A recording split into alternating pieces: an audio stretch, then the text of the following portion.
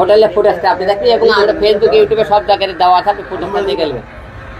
ঠিক আছে, হোটেলের ফুটেজ।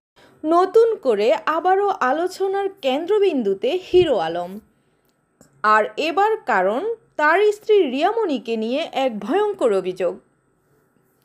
কক্সবাজারের একটি হোটেলে প্রেমিকের সঙ্গে কাটানো রাতের ভিডিও ফাঁস করেছেন নিজেই হিরো আলম।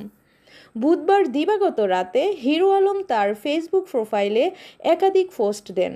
তিনি লেখেন, রিয়ামণি এখন কক্সবাজারে, সঙ্গে রয়েছেন তার প্রেমিক ম্যাক্স অবি। এরপর তিনি পোস্ট করেন একটি ভিডিও যেখানে দেখা যায় তারা একসাথে একটি আবাসিক হোটেলের ঘরে রয়েছেন। ভিডিওটি মুহূর্তেই ভাইরাল হয়ে যায়। নেট ফাড়ায় শুরু হয় তোলপাড়।